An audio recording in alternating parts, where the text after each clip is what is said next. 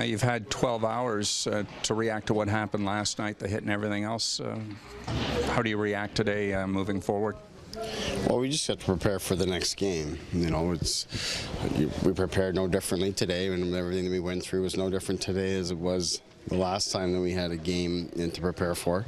So last time we're coming off a loss, this time we're coming off a win, but the preparation is the same, and the magnitude of the next game is just like it was for Game 4.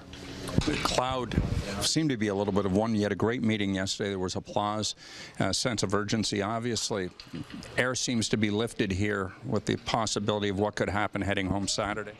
Yeah, that's, again, you're going through the emotions of what comes in the playoffs, and it's a pretty amazing thing when you go through it, and it doesn't matter what level you're at. When you go through a playoff series, the swings and the highs and lows in the series are something really you can't describe until you're in it. So we obviously went through an extreme low coming off of Game 3 with how we lost that game. You know, we're on a high, you know, coming off of Game 4 certainly, and the emotions swing the other way for them. But the important thing is to just get back on an even keel really quickly. And that's what we talked about today, and then get back to work, get back to business. The score is going to go back to 0. The clock's going to reset, and we're going to play against a real good hockey team that's going to be real hungry in Game 5, and we're going to have to match that and be just as prepared as we were. What did last night mean for the confidence of your offense? It was big. I don't think we're a team that's low on confidence, certainly. You know, but when pucks start to go in, you're feeling good and you're moving it around. That said, we want to be realistic here. Are we going to score 4 power play goals in Game 5? Probably not. You know, so it's still, if you take out the special teams, the even strength game is pretty close, and that's more what we'll expect in Game 5. That said, if we get our opportunity, certainly we want to be prepared and look for our power play to continue to come through to give us an edge. Every goal you can get in a series like this is massive. So, you know, we get one more goal on our power play, you know, in game 3, we win the game and handily, and just kind of walk out, and the last-minute goal isn't an issue. So we get one goal to get us life and get us going, even the score, and then a second one right away last night. That's big. So the offense is good. Our guys are feeling good, but we want to be realistic, get back on an even keel, and know that it's going to be hard, because it is.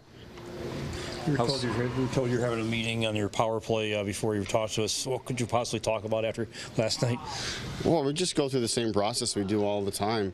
You know, we revisit every game. We're not going to sit here and say just because pucks went in the net for us last night that there's nothing to talk about. We went through, we watched the clips. There's a lot of clips that are pretty similar as they were the game before. Just the pucks didn't go in. You know, the high-end plays, maybe you just didn't get in alone like we did on a couple of our chances. And, you know, Brendan gets a shot through a seam that goes in. Leipzig gets a shot coming off a seam.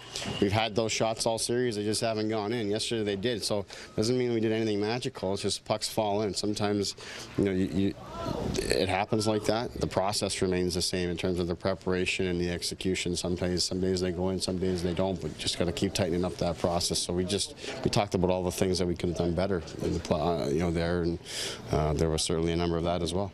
How's Johnson? Take us through what happened with him last night and how he feels today. Yeah, he's feeling a lot better today. He was in pretty rough shape leaving here, from everything I was told, and didn't remember anything. And there was a lot of cause for concern, certainly. So he went off to the hospital, and you'll remember our training staff went with him. Andrew Campbell, our captain, went with him as well to provide some support there for him.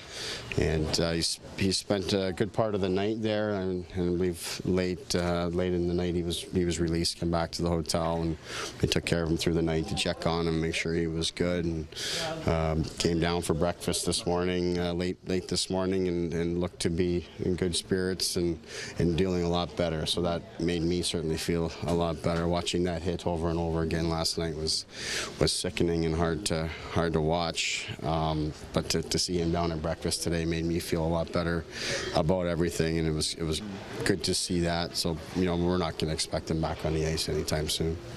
Same topic sort of thing. Stu, is he, Stu Percy, close to come back to speed at least? Yeah, Stu's positive.